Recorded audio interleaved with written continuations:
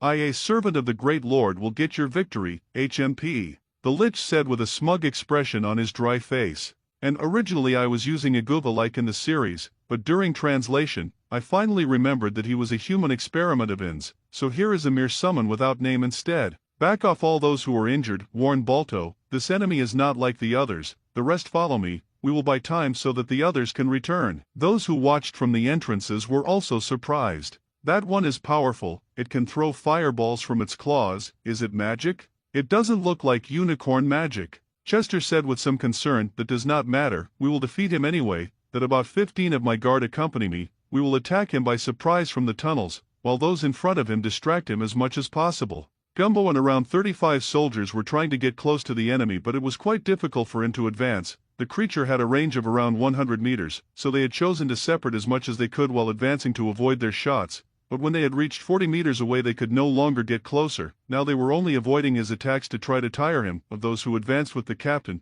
15 had fallen on the way by fireballs. "Stupid beasts, I am an Elder Lich in the service of the Great Lord. If you bow your head I will grant you a painless death." The captain and his men were already tired, but they were standing firm. They had heard multiple footsteps running through the trap tunnels just a few seconds ago. Victory was close. Right after his words, Iguva noticed faint signs of life coming from under the ground. When he saw that they were getting stronger, he quickly stepped back and used his summoning spell. Summon undead. Forth the Alpha's personal guards came out of the floor to relieve those who were already tired, and the one in front, having heard the words of the Lich, gave him an answer. "Then, we refuse. You will regret having denied my offer of mercy while suffering a torturous death." The battle continued. The guards began to fight with the warrior skeletons summoned by the Lich, and although they were outmatched in strength they managed to avoid being pushed using the numbers. The undead was annoyed to see that his warrior skeletons, reinforced through him, which thanks to their master's skill had reached level 31, were being held by the dogs, and when he was about to intervene, a pile of sand jumped in front of him, of which the claw of a dog hit his hand, interrupting the spell he was about to cast. It was Balto, the Alpha of the pack.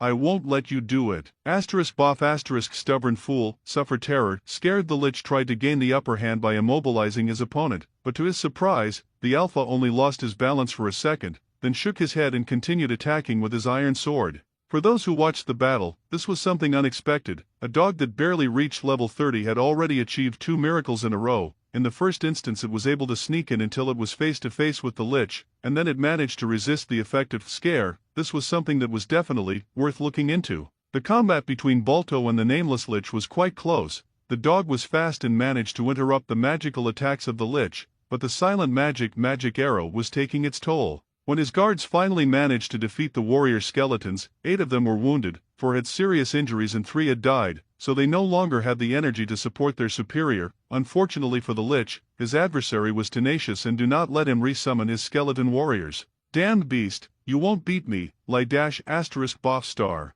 After another attempt to cast a spell, Balto lunged forward with all his weight, driving its sword into the Lich's abdomen, but this did not stop him. Damn beast, I am a servant created by the great Lord, something like this will not stop me, die at once. Taking advantage of the closeness caused by the thrust, the Lich took Balto's neck between his hands and began to use his negative touch. This caused pain like the Alpha had never felt before, and made him drop the sword and twist in agony. Asterisk growling, gur nhgh asterisk. The Lich, seeing that he was finally making progress, couldn't help but show a satisfied smile. He was in trouble, that was for sure, for Balto. Whatever the enemy was doing, he felt as if he was taking his life little by little, but he couldn't give up. He was in the best possible position. It was his chance to end enemy. It opened its eyes and began to raise its claws. How can you move? Die at once, you damn mutt. But his enemy did not plan to stop. His target was the head of the Lich, arranging its claws in a position to penetrate the flesh. This is your end, monster. He sank his claws with one blow, with all his might, through the temples of the adversary, causing a good quantity of rotten entrails to spill out.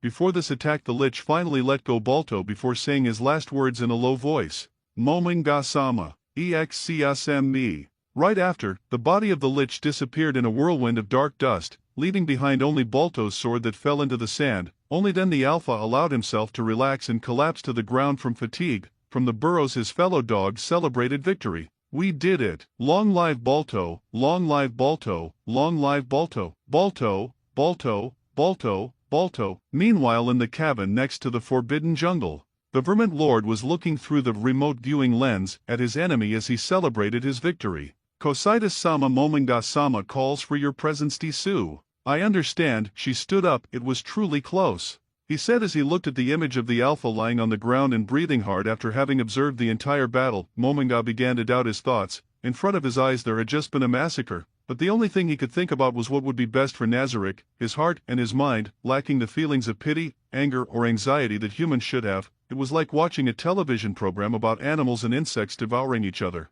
Is it possible that after becoming undead, I no longer consider myself human? No, how could that be? Mominga desperately tried to find excuses to justify his thoughts. He was not a virtuous knight, although he was at least level 100, just as he had told Mare before. In this world there might be things that would take them by surprise, so they couldn't just jump into rash action, but as long as it was beneficial to Nazarick he didn't care about the methods. Mominga stretched out his bony hand and scratched his skull, thinking, after I became undead I am immune to mental effects. Do I really not feel anything after seeing such a scene? Definitely not.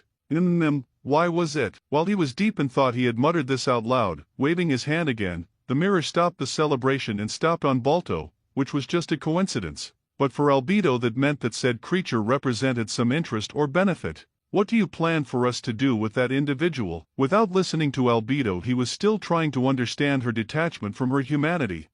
So many possibilities. We will have to wait. The supervisor of the Guardians was stunned. She was in a bitter silence and with an expression of regret on her face. Even she, with the intellect that her creator Tabulus Maragdanasama had given her, was only able to see 2 possible uses for him. I'm only able to see 2 possibilities for that dog. That was the pain that afflicted her since her master had casually mentioned that there were many options. That is why, in addition to the regret, she felt huge admiration for the immeasurable intelligence of his master, and it was reflected in her face. Well, for now we just have to wait for Cocytus to arrive. When Mominga finally paid attention to Albedo, he found her gaze filled with wonder and reverence. Hey, what happened here? Why does she have that face? I thought she was going to be furious about the defeat. Well, I'll find out if it's something important. Albedo, contact all the guardians for a meeting in the throne room within 2 hours, also include the guardian of the 8th floor. I want everyone to be present for this meeting. As ordered, Momonga-sama. Meanwhile, in the den of the Diamond Dogs, everything was laughter and parties.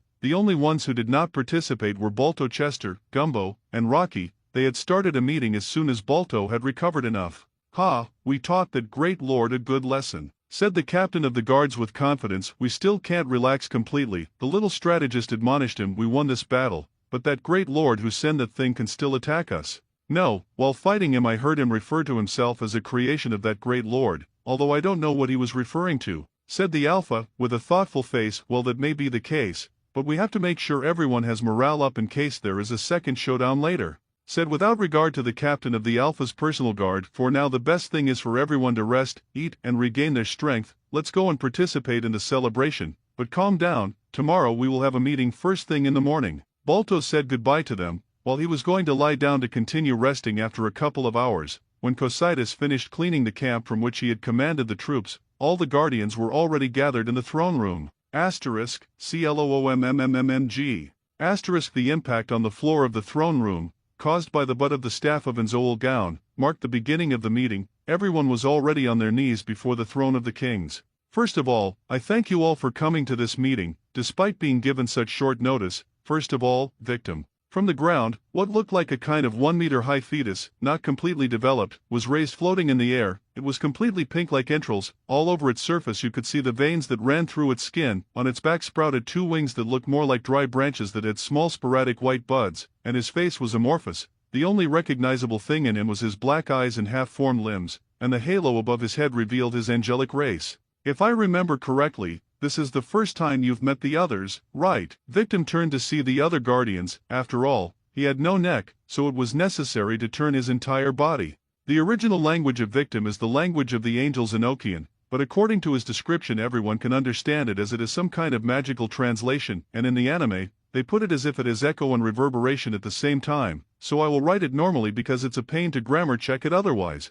"Hello everyone, my name is Victim. It's a pleasure to meet you. Guardian of the 8th floor, I called you for a reason. We are about to make an important move and we cannot be careless just because we have not encountered a real challenge. We must cover the possibility of any unforeseen event. That is why we will need your most powerful ability to be available, the one that is invoked with your death, in order to protect both the guardians and me. I'm sorry, I promised to bring you back to life, so excuse me." "Please do not excuse yourself, Momonga-sama. I was created to die. If my power can be of use to the Supreme One, nothing will make me happier. There is within Nazarick a phrase that goes like this: there is no greater love than that of a man who gives his life for his friends. That is a perfect expression for you. I appreciate your love." "It's more than I deserve," said Victim, bowing in the air. "Now, Demiurge." "Yes, first I congratulate you for always heed my call." "Of course. It is to be expected that I present myself as soon as your summon reach me, Momonga-sama," the archdemon said with utmost happiness, bowing his head again towards the end.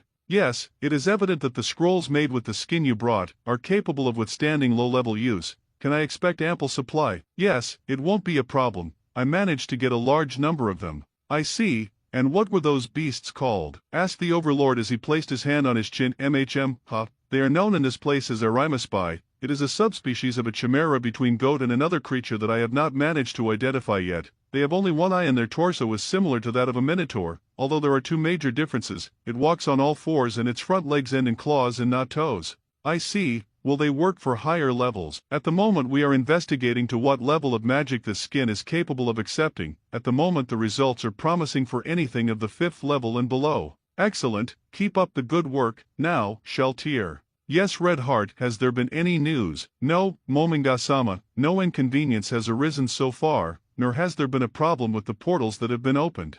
"Fine, but be vigilant." "Yes, Momonga-sama." "Albedo, have the spies reported anything else about the princesses?" "So far Princess Twilight Sparkle has no longer been able to feel the high-level magic we use, at least since anti-detection mid-range items were made mandatory for everyone who comes out of the tomb. As for the diarchy, they are in total ignorance. Those who have proven to be the most entertaining for our spies have been the Thessarals of the Moon Princess. They have excellent night vision, but they are not a problem." "Great." Lastly, Cocytus. The guardian of the 5th floor was extremely nervous. Hearing his name called, he raised the head to meet his master's gaze. "You were defeated." Mumunga said in a calm and slow voice. Yes. My lord, I am very sorry for this offense. The warrior bowed his head trying to apologize, but was interrupted by the supervisor of the guardians who spoke with annoyance. Cocytus, if you're going to apologize, raise your head. I apologize. After the frozen guardian's apology, Momunga spoke again. Cocytus,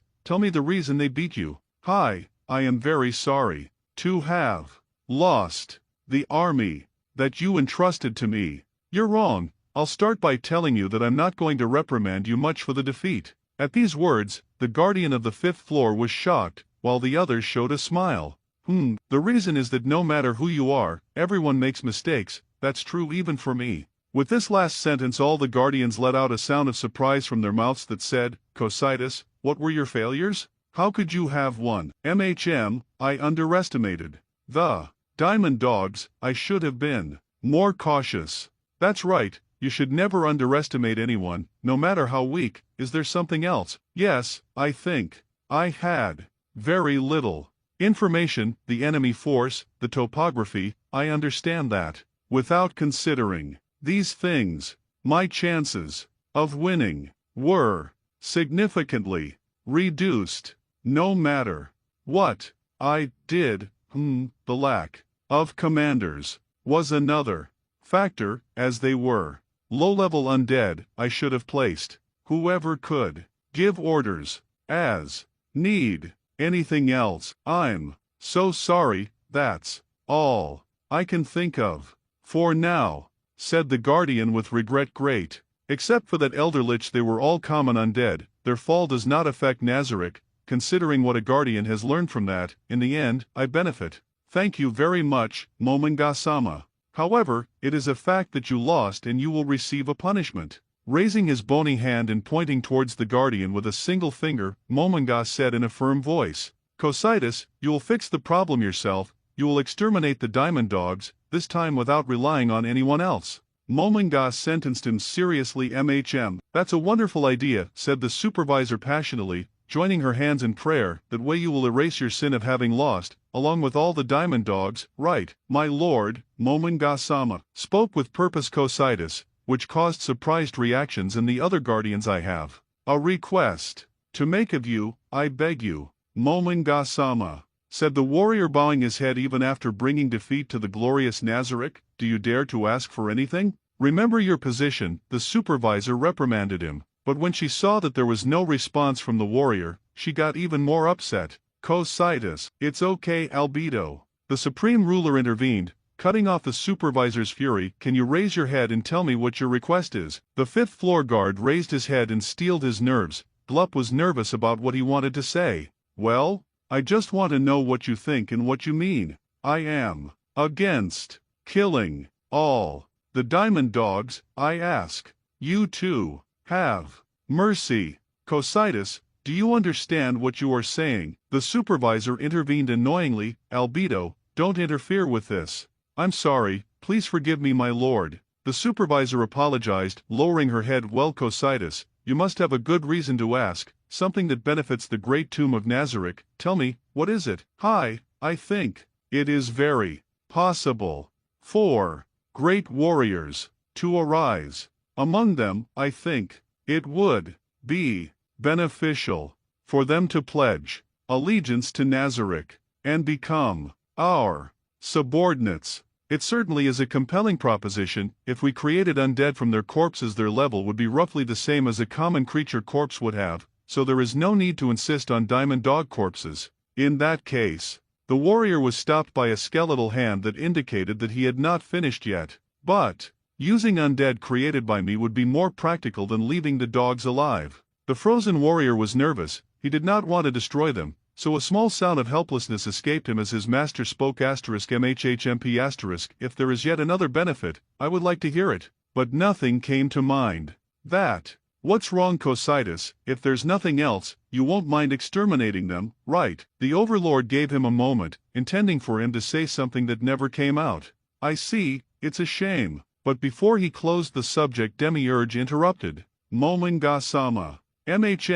What's wrong, Demiurge? What if we use the diamond dogs in a government experiment? Ho ho, that's an interesting idea. Yes, sooner or later we will wield different races and powers. I suggest conducting a government experiment by ruling over the pack of diamond dogs, by means other than fear as a practice for when the time comes. Asterisk, CLOOMMMMG. Asterisk, a great suggestion Demiurge. Many thanks. We will accept Demiurge's proposal and move from extermination to the occupation of the diamond dogs. Hearing their master's order, all the guardians answered affirmatively in unison. Demiurge, I am impressed. Why is it that so, Momonga-sama? I'm sure you already knew about my modest proposal, you were just waiting for Cocytus to mention it, right? You give me too much credit, I just wanted him to show me some of his reasoning, no matter what it was. Listen well my guardians, you must not obey all orders blindly, you must study them a little before acting, consider what will give Nazarick the most benefits. Again a chorus round of affirmative responses was what he received. Now, Cocytus, because of this your punishment will change, you will rule the diamond dogs, you must inspire loyalty to Nazarick in them, you cannot rule through fear. As you wish, I Cocytus, will work very hard to repay the great mercy you have shown me. Very well my guardians, I order you to mobilize. He said as he stood up. One team will be a decoy, while another will show off our power with the diamond dogs. Albedo, prepare the soldiers, also activate Gargantua. Understood. Can I assume that the decoy will show us as someone who enjoys watching them and gives the wrong impression of our objective? That's how it is. Very good. The supervisor bowed to her master while wearing a malicious smile, which was the reflection of her desire to please her master while enjoying the despair of her adversaries. Everyone get ready to move on. With these last words, the overlord teleported to his room while waiting for the time of the raid. As their master retired, the guardians relaxed and began to talk among themselves, the first of all being the guardian of the 5th floor.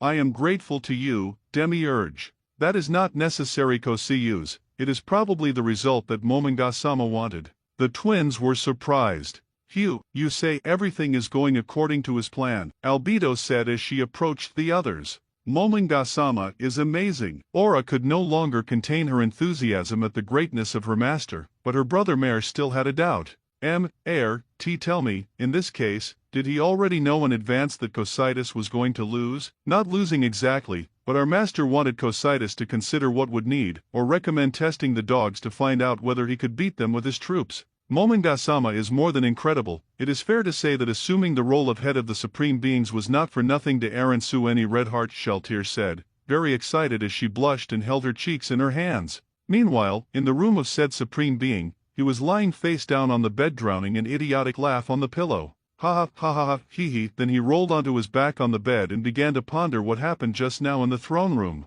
That was incredible. I did not expect Cocytus to say that. In Yggdrasil, if you tried to do something without the ability, it was sure that it would fail, but he could get tactics and strategies from this battle that proves that they have the potential to grow, but growth indicates change. I cannot assure that the loyalty of the Guardians will not change. Why how scary. I wonder if there will be someone who teaches me to be a king. Well, it should almost be time to go out. The Overlord sat on the bed, but something caught his attention and he threw himself face down on the bed again. Is there a floral smell? Did they put floral perfume on the bed? Is that what rich people's beds are like? In that case, I must remember it for when I pretend to be rich. At dawn the next morning, the most surprising sight was in front of the diamond dogs. Bolto and his assistants until a few minutes ago were in a meeting deep in the burrow, when a soldier interrupted them to inform them that they had to come to the entrance immediately. The guard who brought the message arrived shaking and almost fainted, and now that they were seeing it too they couldn't believe it. I expected it, but it is too soon, the Alpha commented worriedly.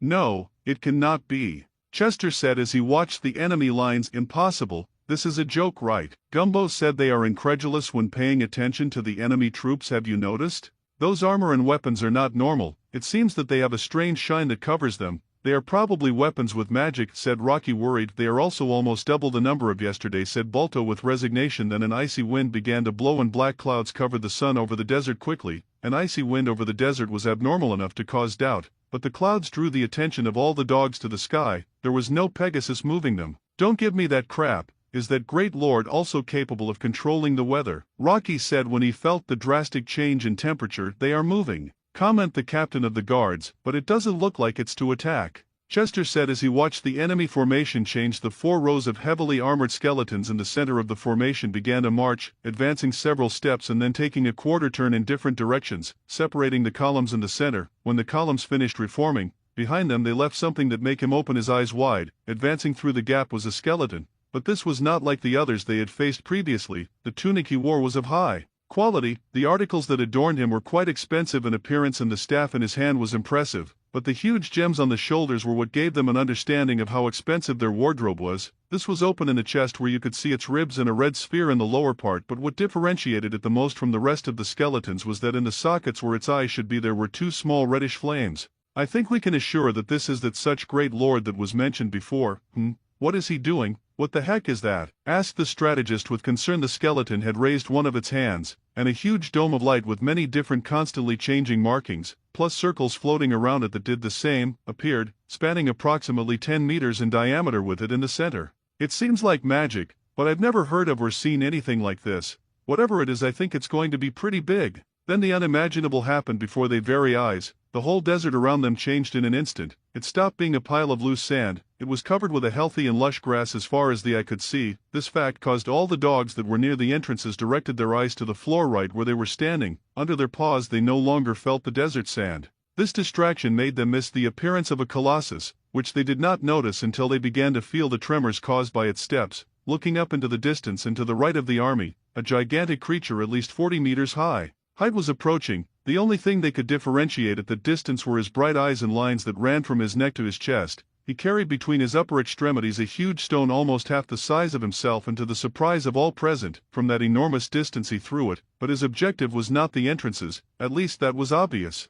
When the stone fell into place, the skeletons with huge bows and shields began to move, and one by one they leaned behind the rock, forming a staircase to the top of it. "You're kidding, right?" Rocky said with a lump in his throat. From behind the army those who carried the banners began to advance through the central hole, and when they came out in front they saw them clearly. There were more skeletons, but these were quite different of the rest. Their armors were golden and covered almost the entire body, but the most amazing thing was that the magic in the latter was much greater than that of the other soldiers. When no one understood what they were doing, Balto said it in a clear voice. "Those are not banners of armies, those are royal banners. This is a royal procession." Then those who must have been the enemy representatives passed through the path formed by the bearers of the banners until they reached the top of the rock. The first to ascend was the skeleton of the expensive tunic, behind him a creature with a mane long of a deep black color that wore a pure white dress with gold accents. The most striking were the wings that came out of her waist and the horns on her head. Behind her came another individual who had a shorter and well-combed hair. He had round glasses on his face and a smile that gave chills. His strange clothing seemed to be something similar to what a minotaur would wear. Then a ball of pink flesh that resembled a fetus floated up. This had a halo on its head and branches on his back. The next were 2 small creatures, maybe pups. They were identical to each other, but their heterochromatic eyes were inverted. Finally, a creature with wax-white skin came up,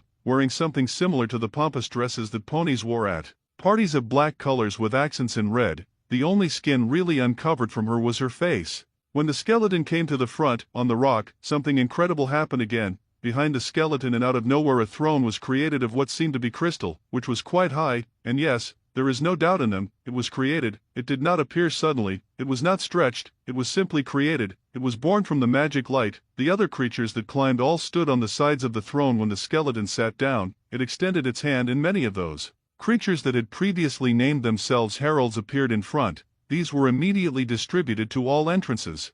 "I bring you the words of the great lord. The great lord wishes to speak with you. Let a delegate appear immediately. Know that the time wasted is unpleasant for the great lord." The creatures floated back in front of the throne after delivering their message, and when they have reunited the creature in the pompous dress, killed them all with the shockwave of a single clap of its paws. "It can't be, do it destroy them, just like that." Chester was incredulous. "Come on, Rocky, join me to talk to that guy. Given his numbers, I think it would be very counterproductive to go alone," said the Alpha without taking his eyes off the enemies. He only received a nod as confirmation, and they both went out to meet this great lord face to face. When they arrived in front of the great rock they presented themselves. "I'm Rocky, captain of the Alpha's personal guard, and this is, I am Balto, the Alpha male of the Desert Pack, the largest in the world," they both declared with pride. The melodious voice of the creature in white allowed them to identify it as a female. Then they guessed that the bulge on the chest were udders, just like minotaur females. "My master doesn't think that posture allows you to hear properly," Demi urged. The creature in red stepped forward and spoke. Bow down *MMPFF*. Suddenly their bodies no longer responded to them, or rather they did what someone else ordered them to do. Don't resist. It was as if they were hypnotized, but without losing track of themselves. Having someone capable of doing this was terrifying. My master, they are already in a suitable position to hear your words. The female in white spoke again. Good work, you can lift your head, said the skeleton with a regal voice. You are allowed to raise your heads first. Let me thank you for your help in this experiment. The dogs swallowed the growl they wanted to give. They were thinking angrily that battle was just an experiment. Now the main matter, you will be under my command. The reaction of surprise at these words, on the part of the canines, was no wonder. But it is likely that you do not want to be under the orders of someone that you fought and defeated, so, in 4 hours I will attack again. The aggressor this time will be Cocytus, one of my most trusted servants. If you can also prevail against him, I promise to leave you alone from now on. Balto was sure that it was not a joke. He would attack with only one, after having attacked with thousands, which means that his strength exceeds that of thousands by himself, for which he reached his best conclusion. We Sir Dash, but he was interrupted by the skeleton as soon as he began to speak. I hope you don't suggest something as boring as giving up without a fight. Will you make an example of us? Said Balto in a low voice. That is all I wanted to say. You have 4 hours, enjoy the remaining time while you can. When the skeleton rose to its feet and began to retreat, the throne disappeared. Wait a moment, could we know the name of the one who is going to rule us? Shit, I forgot to introduce myself. I was so focused on the monologue that I missed it completely. What I tell them, just Momonga? No, I'm already using Momon's identity. This must be able to expand our name. Ah, it is true, I have not given you my name. I am the master of the great underground tomb of Nazarick. Remember my name well. Once upon a time, there was no one who did not know this name. My name is Ainz Ooal Gown. When he introduced himself, Momonga took one of the ruler's poses that he had been practicing, inside his room and secretly during the nights. He had the staff resting on the floor close to him, while the upper part tilted it slightly outwards and backward, chin slightly raised and one hand forward with palm extended and down, while his body was at a 45-degree angle to the observer. Fortunately, the effect was as desired. The dogs were stunned by the majesty it projected and its guardians had happy faces, but all had a slight doubt underneath it. After introducing himself, he retired using the gate spell. After him, the guardians also passed through the portal, while each one said goodbye. See you another time, Diamond Dogs. Gate, the overlord said goodbye. Goodbye, Diamond Dogs, said with a voice soft as silk. Albedo, see ya. Aura said goodbye with great enthusiasm. This is goodbye. With purpose. Sheltier said goodbye. This, please take care. Mare said goodbye making a small bow. Then goodbye. Victim said goodbye with simplicity. You can move, and, try to have fun, Diamond Dogs. Demiurge said goodbye with a cryptic tone. Damn. Balto shouted furiously. Back in the den, the meeting that started in the morning had resumed. It seems that it will be like a ritual sacrifice, right? Rocky asked. And what do we do? Asked Gumbo. Lost. We have to form all the troops. He already underestimated us once. Maybe we can achieve something,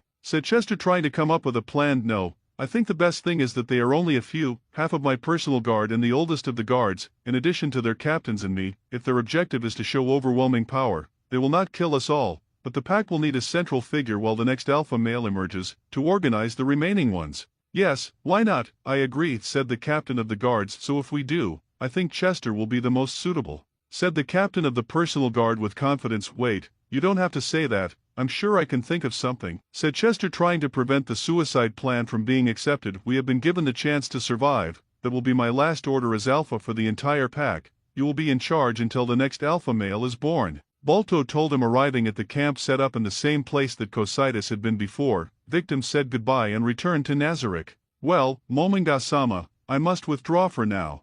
Good job. Keep the first floor of Nazarick safe until we return. As you wish. The guardian of the 8th floor answered with a bow. Gate. When his exit was created, Victim retired to fulfill his new task. Well, for now, let's get on with the work. Do you think our goal was achieved? Momonga-sama was perfect, replied a happy Aura. Of course, the faces of those dogs said it all, commented Sheltier with the pride she felt for her master's ability. I see. So the first phase of the demo was a success. Now how about we watch what they're doing? Momonga raised a hand and, making a sign, activated the remote vision lens that was in front of him. The image that was obtained was of the entrances of the tunnels. Many dogs could be seen making preparations before the fight. They are wasting their time. He waved his hand and the scene changed again, but it only showed common dogs.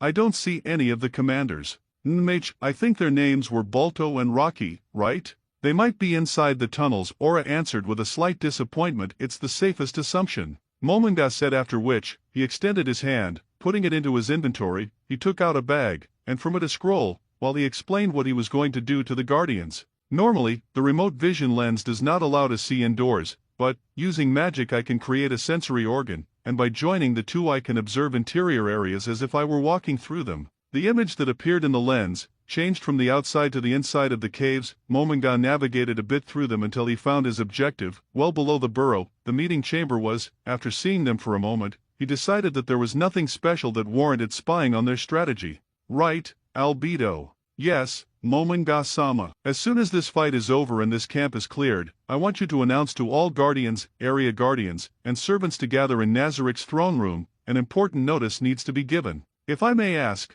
does it have to do with the fact that Mominga-sama presented himself to the dogs as Ainz Ooal-sama? Indeed, I have decided to change my name, although so far we have not found anything about it. We cannot be sure that there are no other players in this world. Extending the name of the guild will be a good way to get the rats out of their nests, and if any of my companions ever find themselves in this world, they will know that they are not alone here until my companions reappear, and if they object, until then, this will be my name. I allow you to call me Ainz. Hearing her master's reasons, the overseer became serious and ceremonious. We understand your order, and we accept your wonderful new name. Ainz interrupted the supervisor. This is not the right time or place for that. Wait for everyone to gather in the throne room. Please give me some rest. I don't want to have two ceremonies because this whim. Understood, Ainz-sama. At the appointed time the diamond dogs were ready for battle. In the field were 55 elite guards, 120 guards, 15 slingers, the two captains, and Balto. Then at a certain distance, emerging from a circle of darkness in the same way in that the others had previously gone, an imposing four-armed figure appeared. It was almost 60 centimeters taller than the Alpha.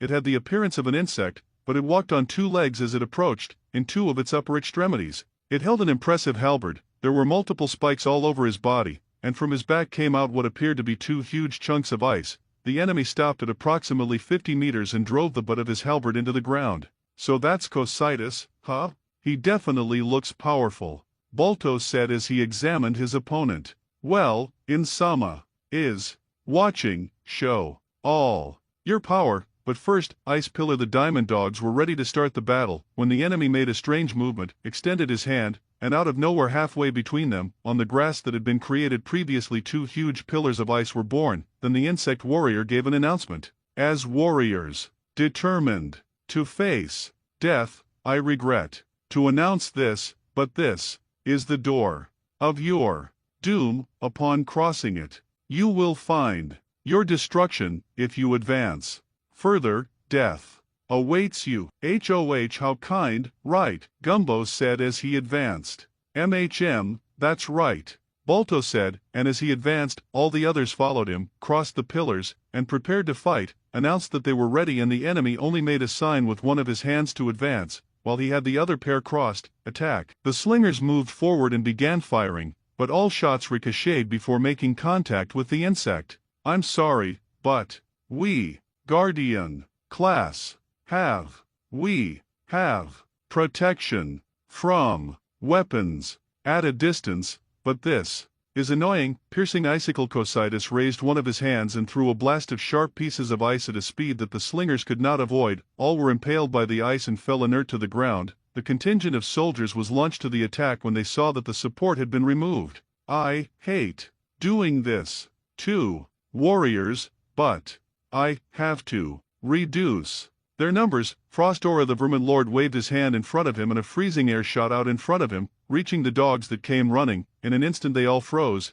The only ones who could barely stand it were Balto, Gumbo and Rocky. After this the captain of the guard rushed to attack, closing the last 10 meters in an instant. The Guardian extended his hand to the side and disappeared. When he re-emerged in it he had a huge sword of beautiful manufacture. God Hunter Imperial Sword. And in a single movement he beheaded Gumbo. When the latter fell to the ground, Cocytus felt movement under him and stabbed the earth 3 times in different places around him. The earth in those points collapsed, staining red when the sword came out. Immediately later, 7 individuals jumped from the ground around him. Those who came out on his backside were pierced by the spikes in his tail and they no longer got up, while the 4 who jumped in front of him were split diagonally by the sword in a single wide movement. Those had been the 10 elite soldiers that he sent to ambush him from below. With that, all the additional troops were exhausted, only Balto and Rocky remained. There are only 2 left. Insama was expecting it, and they certainly resisted until the end.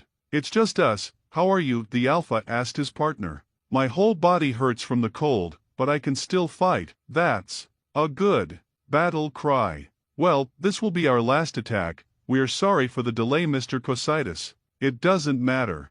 I'm not so savage as to interrupt the farewell of 2 colleagues. Get ready. No, I apologize, you were all ready. Before we started, let me ask your names. Balto, the alpha male of the desert pack. Rocky, captain of the Alpha's personal guard. I will remember them as names of authentic warriors, too. Let me excuse me. Normally, I would attack you with 1 weapon in each hand, but, truth be told, you are too weak.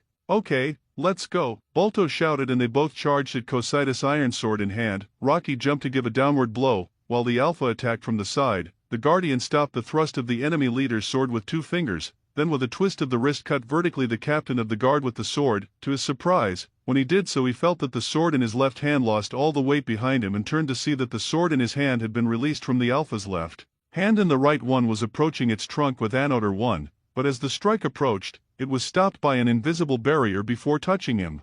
Swing ha, wonderful, brilliant strategy. You ran with the center of gravity low to pick up another sword, and while I got distracted with the other, you tried to stab me with the second sword. Sadly, I have an ability that allows me to nullify all damage from any low-level weapon. Cocytus turned to Balto, raised his hand with his sword. From the beginning, your attacks were useless, but that was the last thing Balto heard. In the camp, the Guardians were gathered after the battle. All were kneeling in the presence of the Supreme Ruler. Cocytus, you fought admirably. Thank you very much, Insama, but what you gave today was the stick. From now on you will give them the carrot. From today you will rule the Diamond Dogs. It must not be a reign of terror.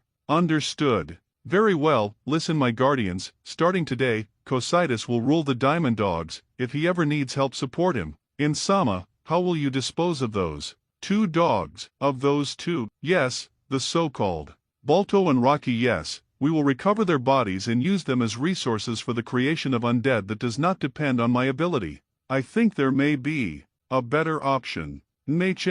What do you mean? Although they were weak, I saw in them the radiance of warriors who do not fear those stronger than them. I think they have the potential to be stronger than we believe. You had not performed experiments to revive the dead. What if you uses them for that? The radiance of the warriors, you say? I see, it's truly something important. Is there someone among the dogs who can represent them? Yes, there is one, of black color and short stature, who did not participate in the battle. Oh, I see that one. Well, how long will it take to bring it? I apologize, but, assuming you would ask, I have brought him in advance. He is outside, waiting, with my subordinates. Ooal, the Overlord, was impressed and turned to see Demiurge, who understood his master's look and shook his head. This time he had not helped him.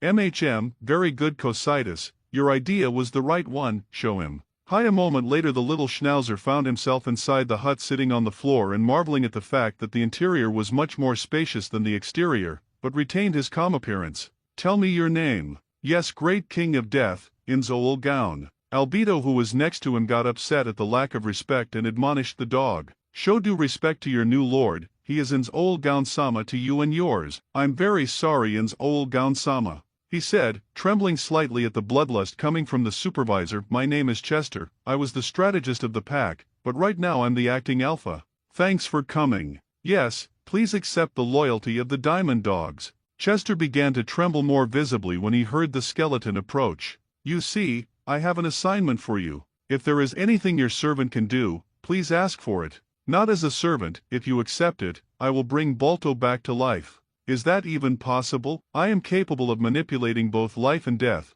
For me death is nothing more than a state of being. So what do you want your faithful slave to do? It's simple enough. I want you to watch closely so that none of yours betrays me. We would never betray you. I'm not fool enough to believe that. At this moment you have in front of you the possibility of a miracle, but that miracle will not be available forever. In addition to reviving it, I will put a special spell on him. If I think they have betrayed me, it will kill him instantly. Now, Chester, decide. Ainz looked at the guardians and gave them an order. Don't do anything, even if he refuses. Now tell me, what is your decision? At the entrance of the burrow, there were many dogs gathered. It was something obvious. What it wasn't was the reason why he feels so weakened. The last thing he remembers is that he was fighting and then he was cut in half. At remembering this, Balto tried to get up as best he could, but he felt very weak. Now that he could see better, he began to differentiate the faces of everyone around him. The closest of them was Chester's, and beside him was a face that he had just seen once before. W.A. High-End, S-H-L-T-I-E-D-A. What happened? Shouldn't he be dead?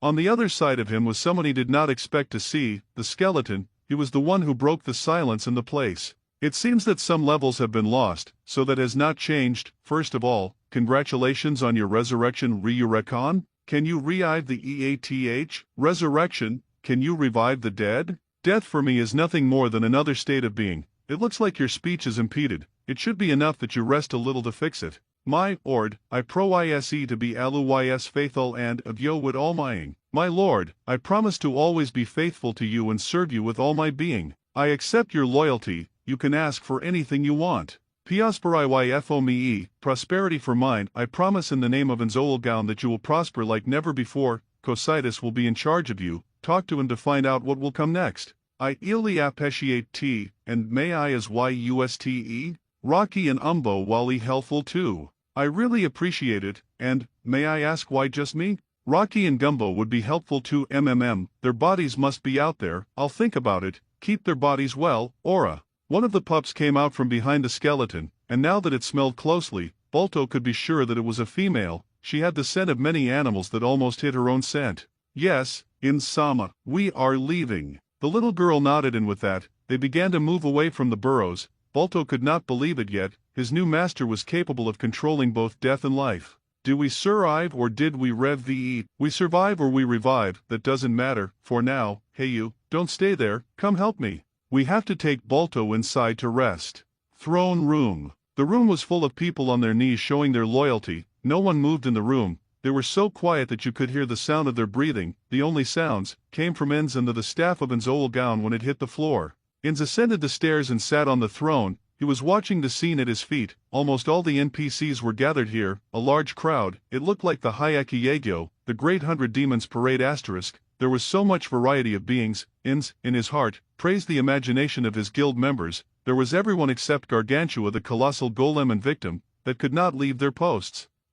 From Japanese folklore, there were also many high-ranking servants, hand-picked by the floor guardians, but even so, the throne room was so large that the scene did not look too crowded. He understood why his subordinates did not allow the servants of lower rank to come down to the heart of the great tomb of Nazarick, but Ainz thought there was no need to be so strict. It does not matter, that is not so urgent, I will discuss it another time. First, I apologize for gathering you here. Ainz apologized in an unrepentant tone. This was only for the show, but apologizing was still important. Bringing them together had been his decision alone, but this showed his subordinates that he trusted them. Why I have summoned you here, Albedo will explain it to you in a moment. There is something more important that I wanted to inform all the members of the Great Tomb of Nazarick. Greater item destruction. Ainz activated a spell that could destroy a magic item of a certain level. A large flag fell from the ceiling. The symbol of that flag symbolized Momonga. I have changed my name. When you refer to me from now on, Ainz pointed to another place and everyone's eyes followed him. Call me Ooal.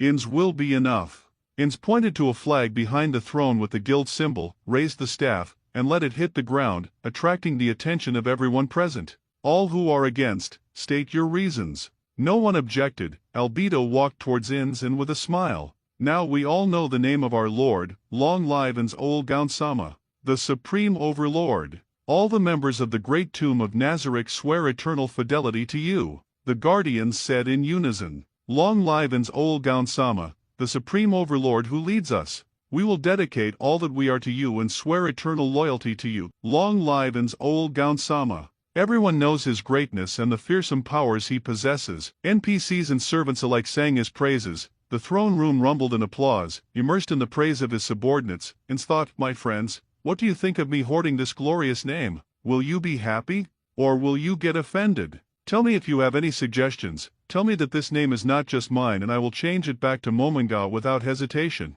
Well then. Ainz looked at everyone in front of him. I will announce our goal to everyone. Ainz paused here. The expressions of his subordinates turned serious. Turn Ainz Ooal into an eternal legend. The staff of Ainz Ooal in his right hand hit the ground, that seemed to respond, and the crystals in it flashed their colors with intensity. If there are any heroes, then we will replace them all. Let the whole world know that Ainz Ooal is the new hero. If there are people stronger than us in this world, we will find a different way to violence. If there is a magician with numerous subordinates, we will use a different method. This is just the preparation phase. To let everyone know that Ainz Ooal is the best, let's strive together. Expanding this name to the ears of everyone in this world will ensure that, if any of the former guild members who should have left Yggdrasil, and they still existed in this world just like me, yes, this name that everyone would recognize, I have to make it reach the realm of legends. Whether on land, air, or sea, there will be no conscious creature that does not know it. So this name could reach the ears of my companions if they are in this world. Ainz's majestic voice reached every corner of the throne room. Everyone in the room made a sound and bowed their heads, a sublime sound known as prayer.